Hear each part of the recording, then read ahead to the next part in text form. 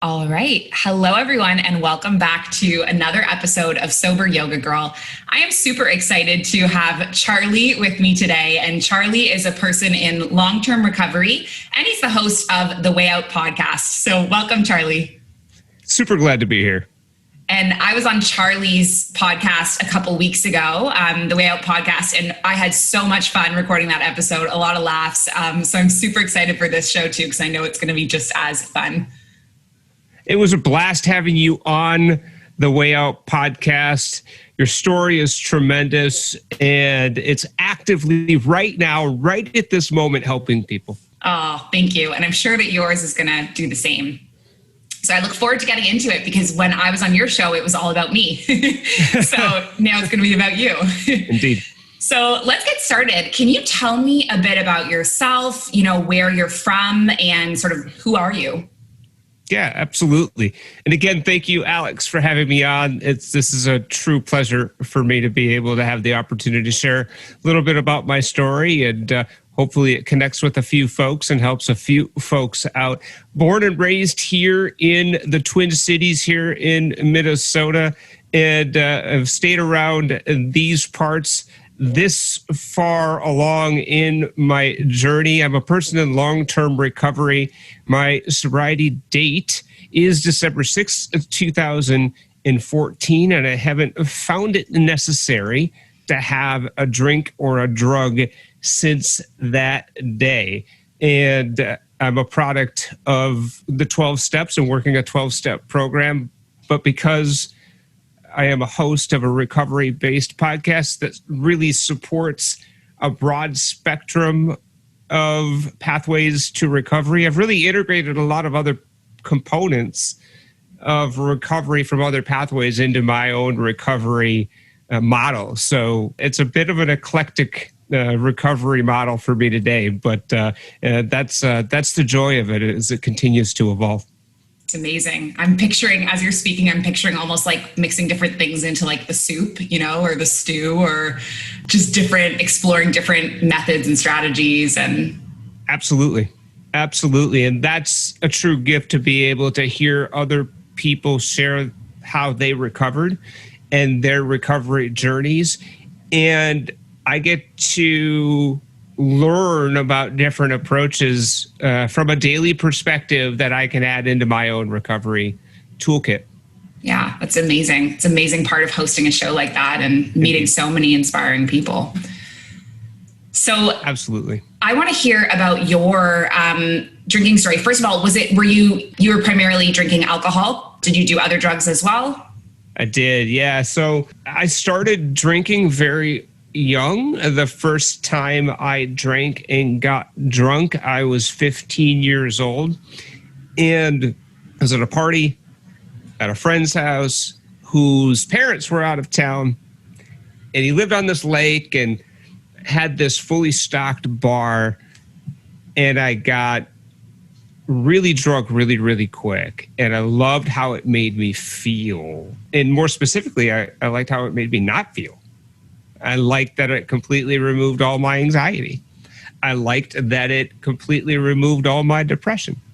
I liked that it allowed me to be able to flirt with the girls and stick up to the guys. And I liked the fact that it unlocked all of these things in me that I couldn't unlock prior to that moment, right? So that was a very memorable experience for me in that way. And it was also memorable because I drank so much that they put me in a dog kennel because I was out of control, and ended up passing out. And actually I stopped breathing, and they went and checked on me, and my best friend had to revive me and get my lungs and heart working again. And that's not the experience of the night that I remember. What I remember is that it made me feel a way that I wasn't able to feel any other way prior to that moment. That became sort of my first love. But alcohol is hard to get when you're 15, right? And so I did smoke marijuana on a fairly regular basis, and that did a similar thing for me, right? It allowed me not to feel. And it allowed me to numb all of these uncomfortable feelings that I had, like I said, depression, anxiety, and just not feeling a part of. I always felt like I was looking from the outside in, like folks had it figured out and I didn't, kind of feeling, right? And, some of that was because my mom died when I was 11 and I, had that traumatic experience. I didn't have a lot of coping tools around being able to cope with that magnitude of a loss at that age. And I think part of it was that I had big addict and alcoholic switches and they were budding at that time. So it took root very, very early for me. Yeah. Wow. And I remember having this conversation about kind of traumatic first nights drinking when I was on your show a couple of weeks ago. Right. And it's so interesting how you would think that an experience like that would make you not want to drink for a long time. But for some reason in both of us, we just continued on, despite having such a negative first experience. I turned that negative experience into a positive experience in that, you might be the quarterback of the football team, okay? But I freaking died and came back to life again, okay? So that was sort of my badge of honor that I took to the party scene. Like, that's Charlie. Do you know that he freaking died the other night and came back to life again and he's still drinking? Willingly, so I had this sort of like crazy, like insane badge of honor that I carried from a party perspective. Was that what people would say about you in high school? Was that how you Absolutely. Would like get introduced? Oh my gosh. Absolutely. And were you with your dad at this point? Because your mom had passed away. Mm-hmm. Did your dad ever find out about this thing that happened? Yes. And I don't know how, Alex, because I did not tell him, okay? My dad was remarried too at this point to my stepmom, just an absolute saint. If you could combine like a saint and an angel and put it together, that was my stepmother, right? Although at the time, I wasn't having it, right? I wasn't wanting a stepmother around. So, but over the years, really became to be so appreciative of, who she was and the kind of person she was and what she did for my dad and for me. And but at the time I wasn't having it, but they both found out. I don't know how they found out. I went to work the next day. I worked at McDonald's at 15 years old and they found out too, like it got around. Let's just say it got around. Okay. It got around. And the manager at the time knew that I had drank that much, died, had to get revived. She put me on burger duty like the whole day, and people are like, you're green, dude. You're green. You look green. Right. And so that was her way of trying to teach me a lesson. My dad's way of trying to address it was he sent me to treatment. I was 15. So I went to treatment. That was my first stint in treatment. And so I went to an adolescent treatment center. This was their awakening.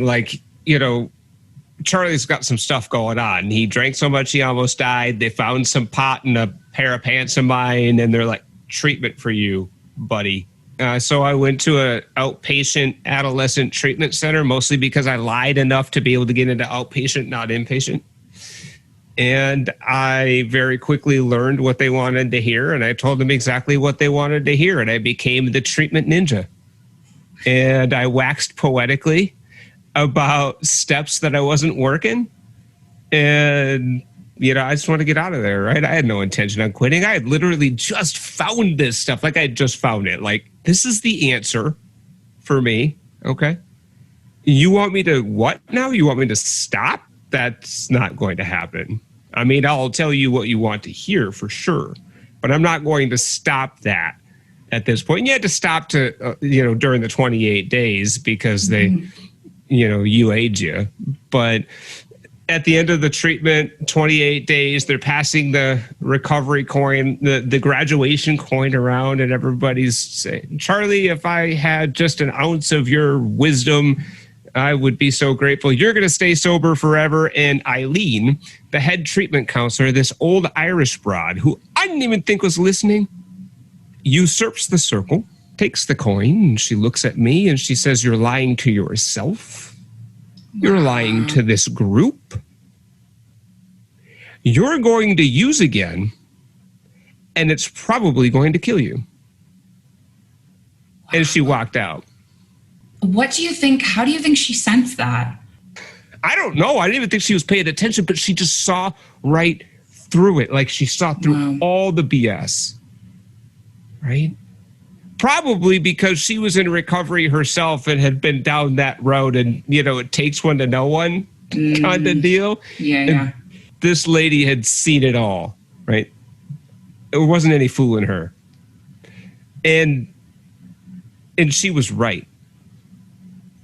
She was absolutely right. And she became sort of the voice of my voice of conscience in terms of my alcoholism and addiction, you know, as my alcoholism and addiction progressed and became increasingly unmanageable, she would come up into my head. Yeah, and I'd hear that.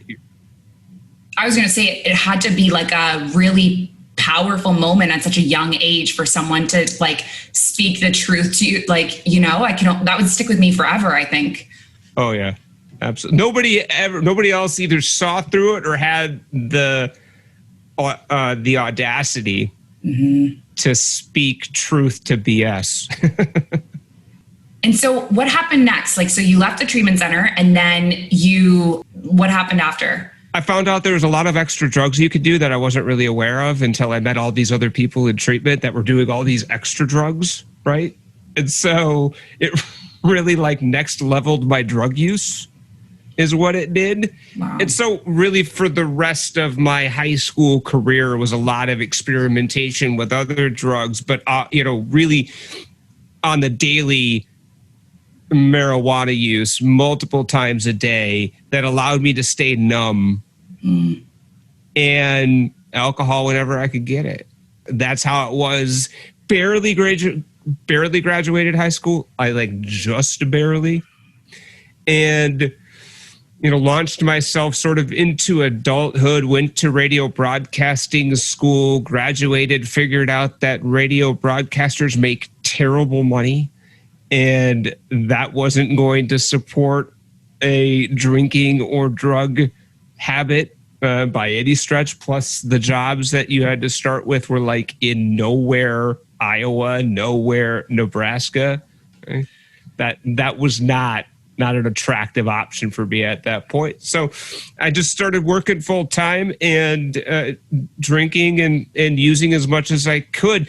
The difference became outside of high school. I started to realize that the way I drank alcohol was radically different than a lot of other people did. I blended in a lot with the party crowd in high school. So it was, I was one of the more extreme ones for sure, but it was still sort of like I blended in. There was the other people that were, as excessive as I was in terms of drug and alcohol use. But post high school, it started to become clear, like not a lot of people drank the way I drank. And when I drank hard liquor, I had zero ability to control it. None. Zero. And that became increasingly clear. That add hard liquor, no idea what's going to happen. So that's when I start trying to manage it. It didn't seem that I wasn't aware that's what I was doing, but that's what I was doing. So I made a promise to myself, no hard liquor, Charlie. Mm-hmm. That's the problem. You just can't have hard liquor. Stick to beer and a pot and you'll be fine, right?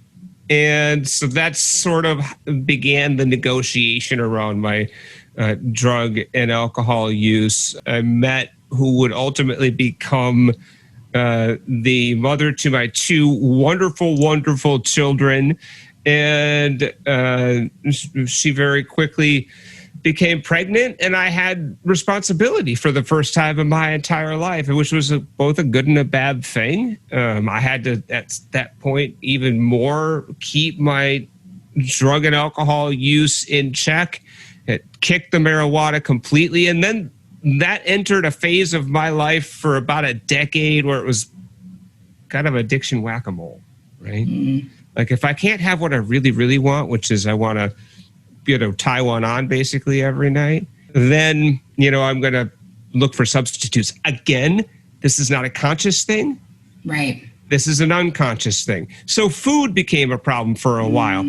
Porn becomes a problem for a while. Like it's addiction whack-a-mole. And I just didn't really have any idea that that's what was happening, because I hadn't addressed the root of what was driving all of it. And a number of things were, but I just wasn't ready and capable and at a point where I was willing to really address my alcoholism, my addiction, and ultimately my mental health, right? And so it was a period of time where I was just kind of dry.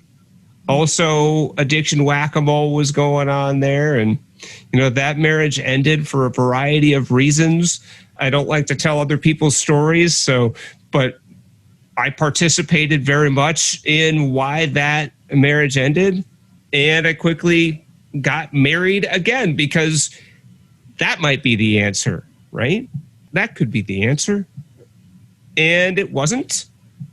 And that marriage crashed and burned for a lot of reasons. And I got married again for a third time, because again, I'm thinking this might be the answer. Everything else prior to that hadn't been the answer. Money, whatever, right?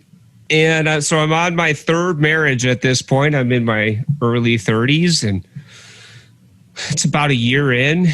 And she looks at me one day and she says, "You drink every day."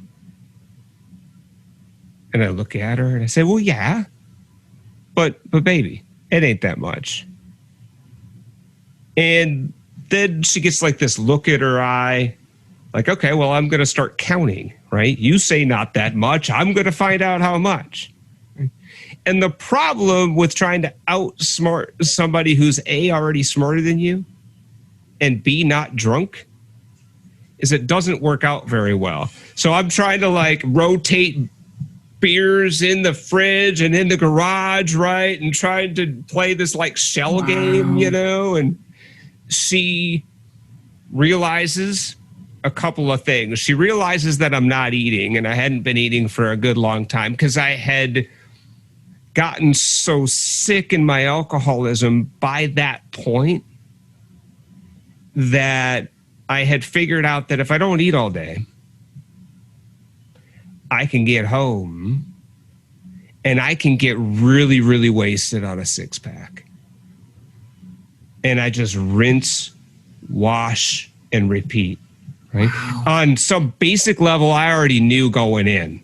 I knew it going in from my previous marriages that, like, I can't drink 24 a night, like that's not something that you're going to be able to hide, right? Mm-hmm. So you got to figure out a way to be able to, I needed to reach my goal, which was to get to my happy place every night, right? But I also had to do it in a way that didn't raise suspicion. And I got really sick, Alex. And I started liking the fact that I was losing all this weight, right? I liked that. And I also liked the fact that I could drink a six-pack and get wasted. And I thought I had everybody fooled. She started putting some stuff together there, right? A, it's more than a couple. B, you're not eating, right? And you're getting really sick. So around that time, I got diagnosed with a kidney disease, which isn't in my family at all. Like, nobody has kidney disease in my family. Membranous nephropathy is what I got diagnosed with. You drink every day and it's more than a few. And I said, yeah, but I can quit anytime I want. And I should have seen this coming But she's like, okay, cool. Quit for 30 days. So I did. I quit for 30 days on Marlboros and resentments, which I don't recommend. I was just like, ugh. That was how my quit program was. And at the end of the 30 days, I convinced her it was, see, ta-da, I did it. Wow. And she says, okay. We were having my oldest child's birthday, which fell on Thanksgiving that year at our house. And I convinced her it was okay to get some alcohol. My dad was coming over. My stepmom was coming over. I'll go to the liquor store, honey. Don't worry. I got enough alcohol to get an army drunk. And there was 4 of us that were drinking. Right? I knew without any doubt that I could not get drunk that day. Like everything was riding on it. And man, I didn't want to get divorced again. Like I just didn't want to get divorced again, Mm-hmm. So I knew everything was riding on this. Right? And I didn't like to put myself in that box because I knew I didn't have the capacity to live up to that commitment when I would say, well, I'm only going to have a few, because I knew myself well enough that I knew that I couldn't do that. But this time I thought it's so important. I can do this. I can have just a few. And that's all I wanted to have, really, was just a few. And I got drunk and I couldn't stop.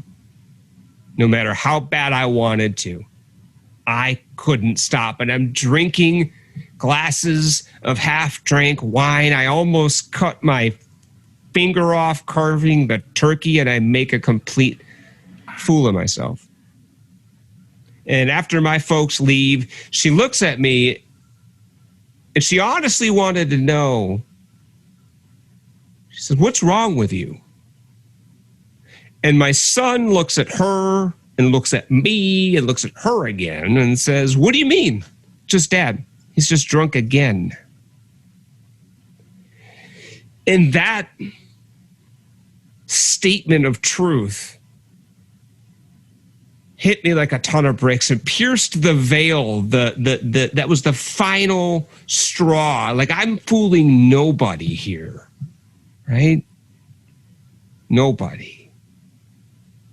My oldest son knows exactly what's going on. And she's like, "You got to go to treatment. Like, you got to go." And so I said, fine. And I agreed to go to treatment because I just didn't want to get divorced again. Like I was just trying not to get divorced. I wasn't trying to quit. I wasn't trying to get sober. Like that's not what was on my mind. And I get to this treatment counselor's office and, "So why are you here?" That's literally the only thing she asked. And I broke down like a baby in this treatment counselor's office. And I got honest, fully honest about the full extent of my alcoholism and my addiction, my drug and alcohol use for the first time in my entire life. I didn't pull any punches. I didn't rationalize. I didn't minimize. Just straight honesty. And that was my surrender moment. Like, that was it. That was my gift of desperation. I never wanted to feel like I just felt prior to coming in that day. I never wanted to feel like that again. And so we get through my drunk-a-log and my, drug-a-log. And she says, "Well, what do you want to get out of this deal?" Because at that point, I'm ready. I'm ready. I'm ready. I said, "I want to know why I am the way I am." And she kind of laughs and she's like, "Oh, okay." Like, okay, well, let's say it's because you have big addict and alcoholic switches and they were just bound to get tripped at some point, right? Or because your mom died when you were 11, or because it's a combination of the two. If you find out the reason you are the way you are, do you think, Charlie, you will ever be able to use safely again? No. Do you ever think you're going to be able to drink normally again if you find out why you are the way you are? No, I don't. Cool. Should we figure out how we get better instead of why you are the way you are? That was the first big light bulb moment. Yes, please. Let's do that. And that began my recovery journey. And prior to that, it was sort of there was these moments where the reality of my drug and alcohol use became undeniable, which was that over any period of time, my drug and alcohol use would become unmanageable. That happened in DWIs, that happened in lost relationships and marriages, right? And also, over any length of time, I couldn't sober by myself. Couldn't do it. That also became unmanageable, right? This was the first time I asked for help, and it was a game changer. What a story. There were moments in that I can completely relate to. I think you're the first person that has mentioned this that I've ever had on the show, but you talking about, jumping from relationship to relationship, marriage to marriage. And I had a thing going on like this through a lot of my teenagehood and young adulthood, where I was constantly looking for the light in other people. And It was this void within myself. And I don't know if I've ever associated that as the same thing, but it's you're constantly looking for an answer for, your unhappiness or the void within you. And you think it's somewhere outside of yourself. That's right. That's right. And I was looking for the answer for what was wrong with me from somebody else. Yeah. Yeah, I can totally relate to that.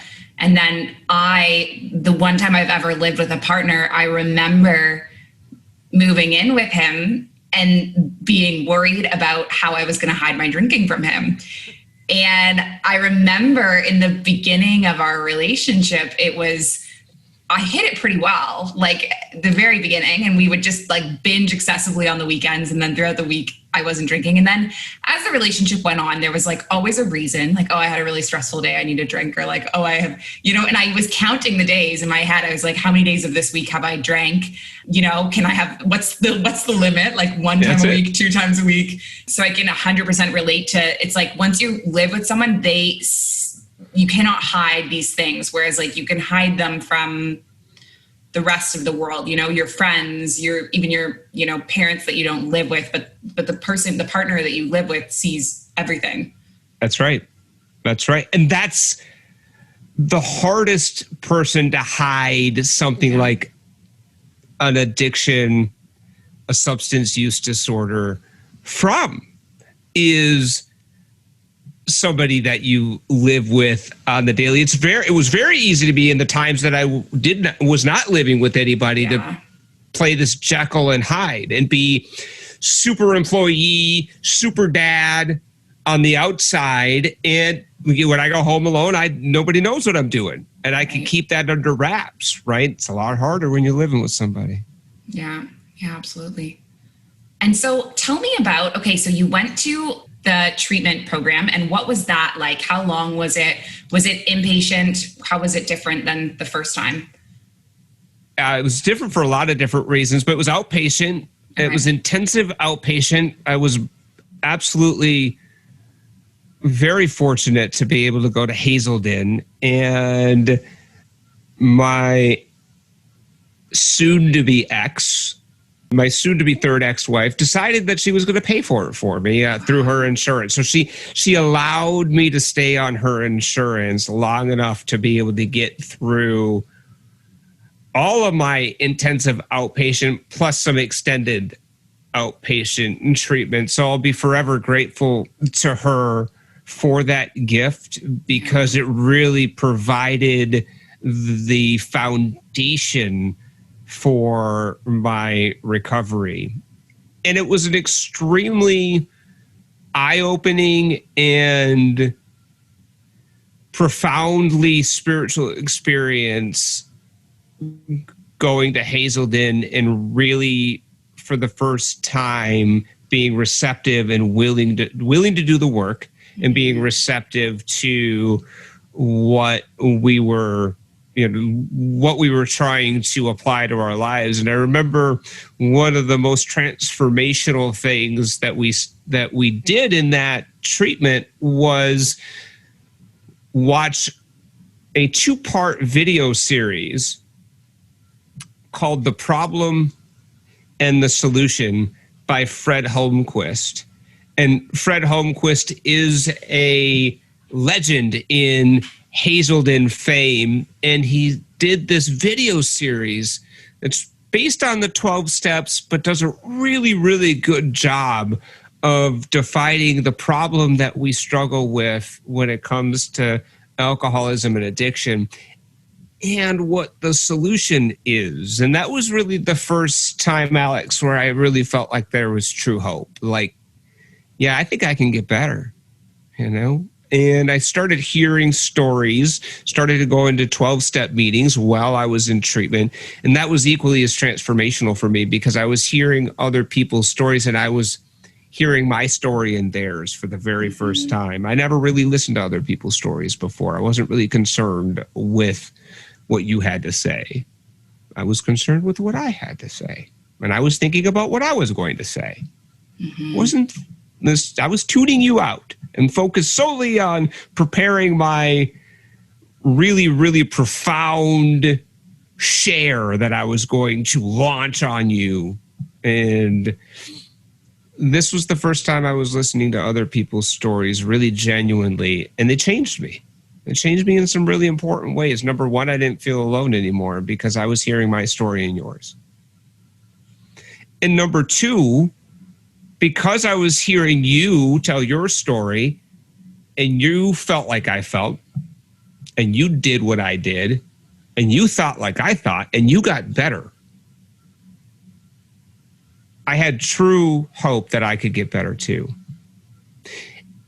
And that was the impetus also for wanting to start my podcast, the Way Out podcast. I wanted to get these stories out of the church basement and have other people hear these amazing stories that were changing me. I wanted other people to have the opportunity to be changed by these amazing stories that to that point were stuck inside of a church basement. And I started working through the steps in order with a sponsor. And that by far and away was the most transformational experience I've had in my recovery, was working through those steps. Yeah. Wow. Well, you mentioned at the beginning of this, just being, what made it difference was like being willing to do the work. And I think that is like one of the key things is like, I think sometimes we don't realize how much power lies in our own hands. And I meet people sometimes who aren't sure if they are ready to quit or if they're ready to cut back or if they want to moderate. And I always say, what changed for me was there were years of wishy-washy of like, I really want to stop drinking. I really want to stop. But what changed for me was the day when I was like, I am taking a break. And it was like a thing within my mind. And it was like, okay, I've drawn this line in the sand, making this choice. And now I'm going to like look for the support to get me through it. And so I think the key changing point is like being willing to do the work and being willing to show up and participate in whatever is there for you to help you recover. Absolutely. And I think about the parable that is about the 3 frogs on a log. And, if there's 3 frogs on a log and 2 of them decide to jump off, how many frogs are on the log? 3. Because making a decision is one thing, but it has to be followed by action. And it's about running this experiment. And that's what I did with the 12 steps. Like I just ran the experiment. Yeah. And I remember listening to Joe and Charlie, who are famous for it's called the Joe and Charlie tapes. And they talk about the big book of Alcoholics Anonymous. And they really bring that book alive in a way that really was transformational for me. And they kept saying, just run the experiment. Like, hey, if at the end of this process, you're not happy, we'll happily refund your misery. You can go back to that old life. That's there for you. Right. Right. And so that made sense to me. Like, I never wanted to feel like I felt like that, like before I got into that treatment counselor's office. And they were saying, you sure can go back to that, because everything I had tried to that moment led me there, right? Like, my own best thinking got me there, right? So run this experiment, try something different. And it doesn't have to be the 12 steps. It could be yoga. It can be smart recovery. It can be whatever makes sense for you and hits you in a way that says, and gives you that hope. Just run the experiment. See what happens. Invest in it. Do it 100% for 30 days. See what happens. If you're worse or as miserable, then that's not for you, right? Yeah. Turned out when I ran that experiment, things started getting better. And so tell me about that. What was the journey like, in finding sobriety? It was a spiritual journey more than anything else for me, which I didn't anticipate, because I was pretty ticked off at God and really didn't want to have anything to do with a higher power. And God, the way I saw it up until that moment, was responsible for taking my mom away when I was 11 years old. And a lot of other things that I had attributed to this God that I had grown up with, this God that was in the church. And I didn't want to have anything to do with that God. But I was in a kind of a pickle, Alex, when I first got sober. And Joe and Charlie kept saying, just run the experiment and see what happens. Just run the experiment and see what happens. So I did. And I started praying to a higher power that I had no concept of. I just wiped the slate clean. I said, okay, I'm clearing the slate, and I am going to just start praying. And my prayers were exceedingly simple in the beginning. I'd get down on my knees in the morning and I'd ask for help. That's it. And at night I'd say thank you. And I didn't know what I was praying to. Certainly wasn't the God I grew up with. And something profound happened as I embarked on this spiritual journey. I started behaving in a very different way. A way that I wasn't able to behave prior to that, taking those actions. And I started living according to some different principles. I started living unselfishly. I started trying to help people as much as I could. I started integrating gratitude and humility into my daily thoughts and actions. And I wasn't sure how this was happening, because I didn't do this before, and I didn't really want to do this before. But all of a sudden, now I'm starting to wanting to be grateful, and wanting to integrate some humility and some forgiveness and some grace. And what I realized was this higher power that I had no concept of wasn't changing the world, wasn't changing the drivers on the road, wasn't changing my girlfriend, my kids, my boss. They were all the same. But I was changing. And what I was putting out into the world was radically different than what I had ever put out before. And so what I was getting back was radically different. And that changed everything for me.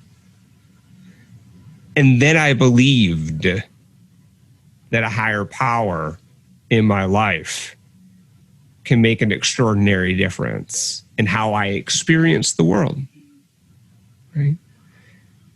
And that was that big light bulb moment. That was that big spiritual experience. And I still know very little about my higher power. but I know this higher power works if I make the active decision to connect to this higher power. And I also know now what it feels like sober not to be connected to my higher power, and it sucks. As you're talking, maybe I just haven't heard the spiritual aspects of the 12-step be explained to me in that way.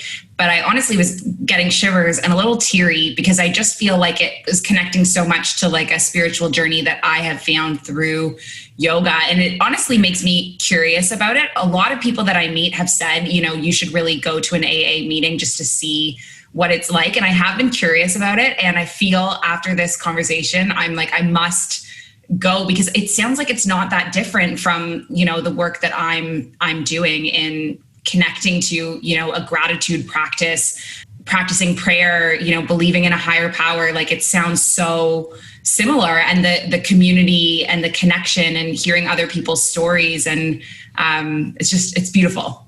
It's beautiful. Alex, the yoga journey is so parallels a 12-step journey. And I've interviewed a number of amazing people that have yoga at the center of their recovery. And there's so many parallels to a 12-step recovery. And I've interviewed people, and I know people that have put them together, and it's like, so it's great. I spoke to someone today, actually. I was talking about the philosophy of yoga, and she said to me, the sober journey, we've all heard this before, where the sober journey, we think it's just giving up beer, but it's really like this giant thing, and stopping drinking is just like one toe dipping into it, and then there's like so much else. And she compared yoga to that. She's like, you just go do a yoga pose and you think it's just doing a pose, but really it's like all this stuff. And I was like, wow, I've never thought of it that way, but you're totally hit the nail on the head with that. So I feel the same way about meditation too. Mm-hmm. Right? Like it starts with sitting quietly and trying not to let your brain run away and have an anchor around what my attention's attuned to for 10 minutes. But it's so much more than that. Yeah, it's so true. So tell me about, so now you're hosting the Way Out podcast. You kind of mentioned that, and you're also thinking about becoming a recovery coach, right? You mentioned that on That's absolutely correct. Yeah. The last episode we did. So tell me about like the work you're doing now in the sober world. Absolutely. The Way Out podcast started as a kind of like an amend, because prior to getting into recovery on December 6th, 2014, it had all been all about me and previous stints at treatment or in 12-step programs. I didn't care about anybody else. I only cared about me. And I'm hearing these stories, and they're changing me, and I see them changing other people in these rooms, and I want to get it out of there, right? And so it's a combination of, hey, I'm going to be the one that listens and helps another person's story get some attention, plus other people are going to be able to hear these. And it's been an amazing journey for a variety of different reasons. There's something really special about being able to have something like this podcast to focus my creative and I would say constructive energies towards, right? That's been, I just dove right in. I didn't know what I was doing. I had no idea, Alex, none, zero. And I won't even listen to like my first episodes. Like that horrifies me, Alex, that horrifies me. Okay. And so the way the podcast has evolved in structure and quality and working on the website sometimes and working on the artwork sometimes and working on the content of the intro or the outro. There's always something to work on. So I really enjoyed that part of it. Building something, improving something, being a part of something that continues to evolve, hopefully to the better. Sometimes not. Sometimes we make a change and I'm like that, but hopefully to the better by and large.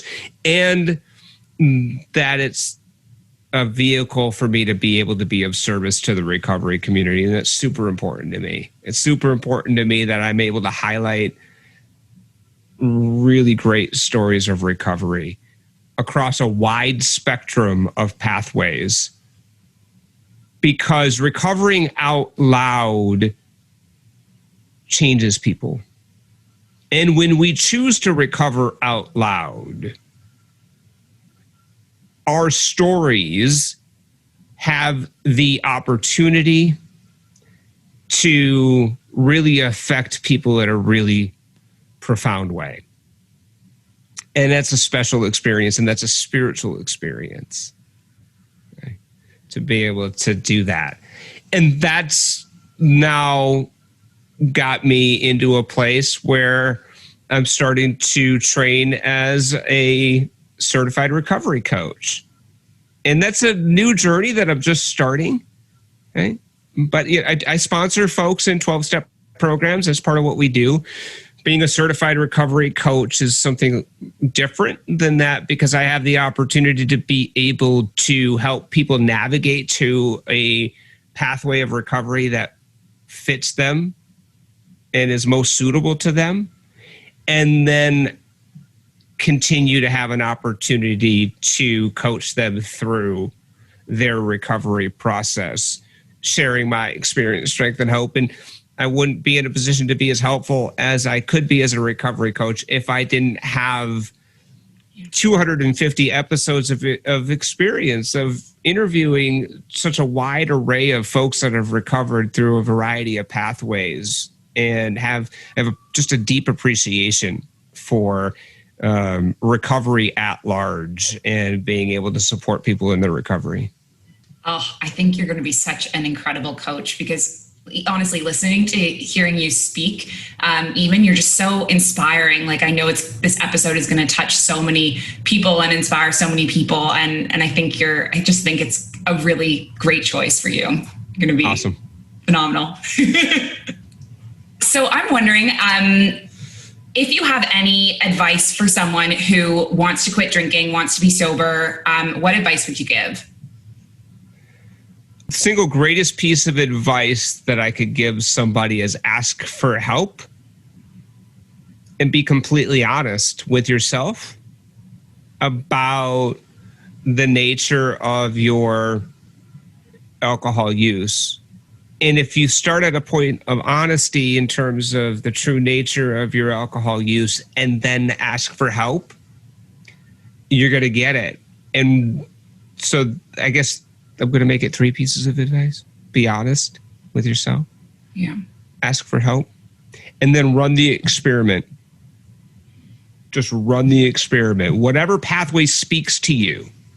And there's a lot, right? There's a lot of pathways. So avail yourself to them and tap into that recovery community. And the one that really speaks to you, run the experiment with that pathway and give it everything. Give it everything you have, like your life depends on it. And come out of that experiment, however long you decide to do it for, whether it be 30 days, 60 days, 90 days, whatever it is. And then decide if life is better on the other side of that experiment. It certainly was for me. Awesome. Well, Charlie, this was an amazing episode. I want to thank you so much for taking the time to be on the show. Your story and your wisdom and everything you've been through, I think, is really going to touch and inspire everyone listening. So thank you so much. Alex, it's been an absolute pleasure. You do a tremendous job as a podcast host. And so keep up the good work from a podcast perspective. It's great. Oh, thank you. I mean, I don't have the radio voice that you do, but I'm doing my best. All right. Take care. Bye, Alex.